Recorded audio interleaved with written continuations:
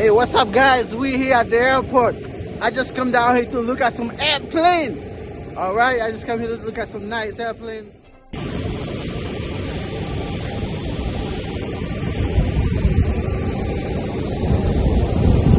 This airplane was never a Blue Angel. Okay. It came from Memphis Naval Air Station down in Memphis, Tennessee. They had retired them. Okay. And when we got it, it was in the old Navy gray colors, like you see that pod underneath. Okay. And the Blue Angels actually sent a crew up here and painted it in the Blue Angel colors Do you know what the Blue Angel stands for? No? Just like it's in them. like the Thunderbirds for the Air Force. Okay. It's the Blue Angels for the Navy. Okay. All right, can you tell I me? have no idea who named them initially. All right, can you tell me what kind of engine that airplane has? Right now? Yeah. None.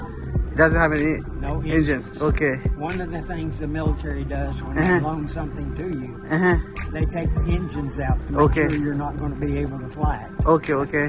What about the wheels? They look very small. What kind of wheels are they? Do you know? I'm absolutely not certain. Do you know what size? Information here in the book can probably tell you. Oh, okay. Oh, I didn't see the book. Yeah. And it shows, there's pictures in here of when we got it. And, you know, what we had to do to get it off the trailers and put it back together. And Okay. And there you see it's in the old Navy gray color. Yeah, I see it. Yeah. How many seats does it have? Do you know? Only Just one? Okay. And it was an attack aircraft. Okay. It was not a fighter. Okay. It was an attack aircraft. Okay. The only protection it had, it carried bombs and missiles. Okay. Okay. What about that helicopter over there? The helicopter. Yeah. That's a Cobra. Can we go that way? Army Cobra helicopter. Can we go a little bit closer? Is that okay? Yeah. Is that possible?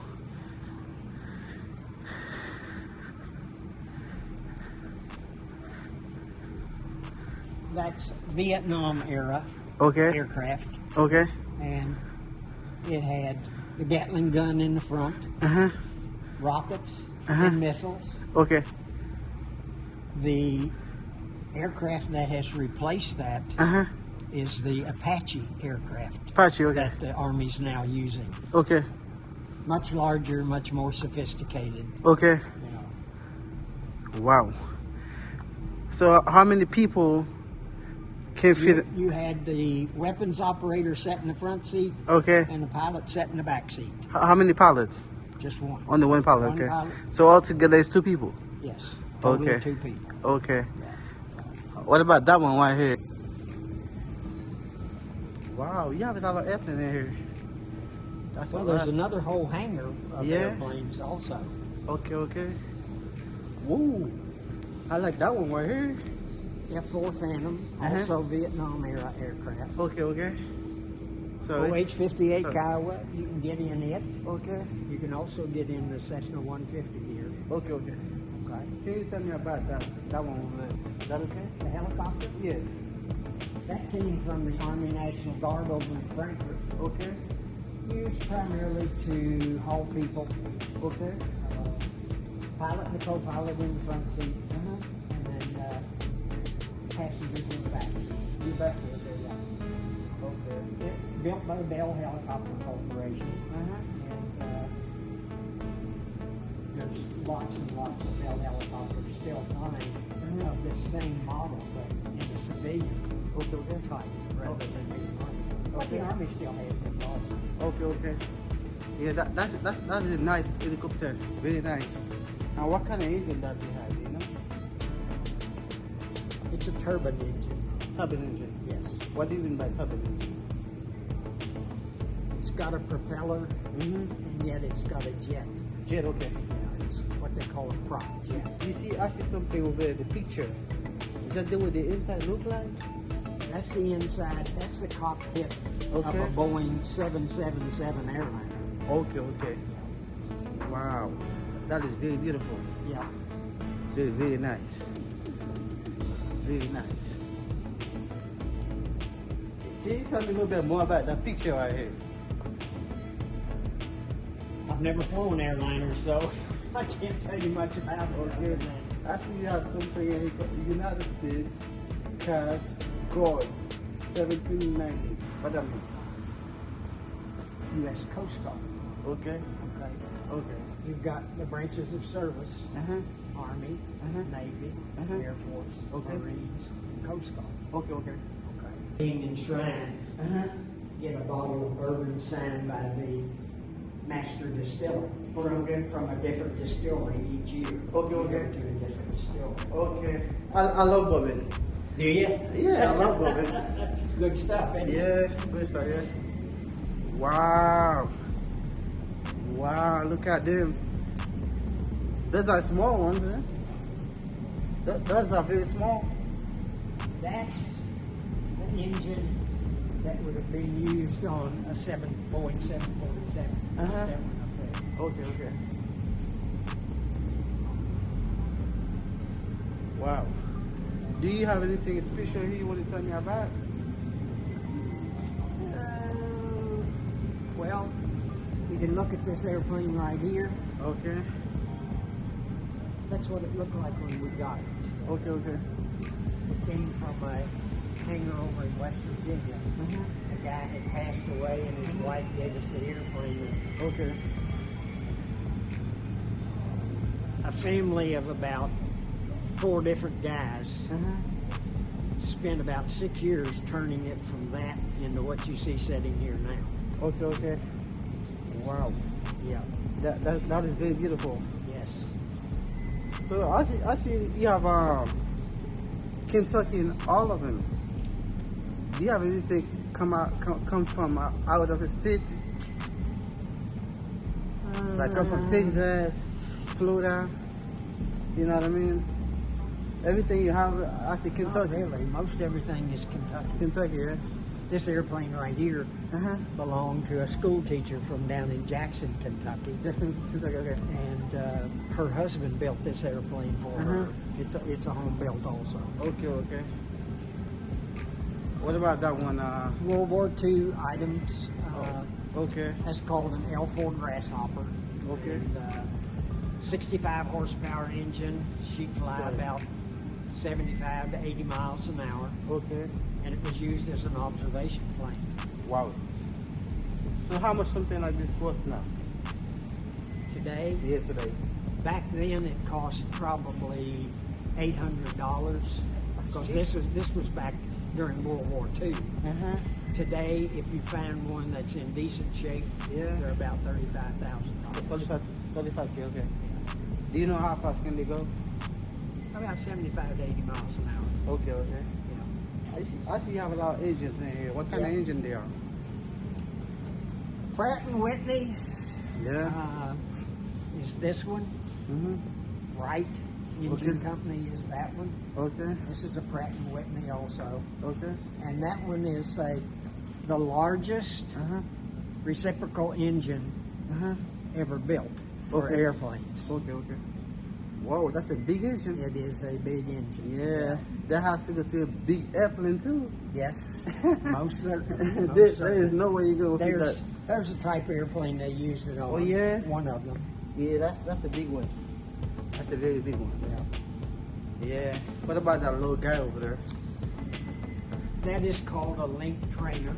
And it was used to teach people how to fly on instruments. Okay. Before you ever went up in an airplane to fly on instruments. Okay. You close the hood, close the door, and the teacher sat at the desk. That's the teacher. They would tell you what to do. Whoa. And when you flew with it, it was made with an electronics, electrical, and a bellows type system, air bellows. Okay. And they would tell you what to do, and it would print out on a sheet in front of them on what you were doing, because they had the instruments out here like you had in there. Oh, okay. The same system pretty much. Yes. Okay, I see that, man. Yeah. Wow, that's very nice. Yeah. And And what do you want to tell me about? I'm ready to learn things and see things, you know. Well, So why you put that piece right here? What that piece means to you? that's the remnants of a German airplane from World War II. Uh-huh. A German airplane like that right there. Okay. Wow. Have you ever heard of the Doolittle Raiders? No. Well, the Doolittle Raiders were a group of guys that, Uh-huh. when Japan bombed Pearl Harbor Uh-huh. and blew up a bunch of our ships and made a mess of Pearl Harbor, Yeah. a group called the Doolittle Raiders Uh-huh. was headed by a guy named Jimmy Doolittle. Uh-huh. They went out on a boat Okay. with a B-25 bomber. Uh-huh. That's a B-25 bomber. This one right here? Okay. And we had no way of flying a B-25 from like Hawaii over to Japan. Uh-huh. So they put some of them on a boat That book right here. and took them out, Okay. and they flew off the boat Uh-huh. once they got close Mhm. to Japan. Okay. And they knew they were going to run out of fuel Uh-huh. or land in China. The Chinese government had given them authority to land in China if they made it there. Uh-huh. But if they ran out of fuel, it would Okay. just bail out. Yeah, I remember when I was in high school, my teacher, they were talking about United States bombing country. That was that country, right? Okay. And this guy right here, Okay. Tom Griffin Uh-huh. from Cincinnati, Okay. and Tom was the navigator Mm-hmm. on the number 9 airplane of Okay. those airplanes. Okay. Well, they went in and they bombed Tokyo, Mm-hmm. but they all ran out of fuel with the exception of about 3, and they did make it to land. Okay. But Tom's airplane ran out of fuel, Mm-hmm. and they all bailed out. Mm-hmm. And a Chinese village Mm-hmm. got them Mm-hmm. and took them back to the village and fed them and let them sleep the night. And the next morning said, Mm-hmm. "We know where your airplane's located, Mm-hmm. and if you want to go back and get anything, we'll Mhm. take you." And Tom said, "I do. I want my navigator case." That's his navigator case that was on the Doolittle Raid. That was the kid. Yes. That guy looked like you. Is that you? No. That's, Okay. that's Tom Griffin.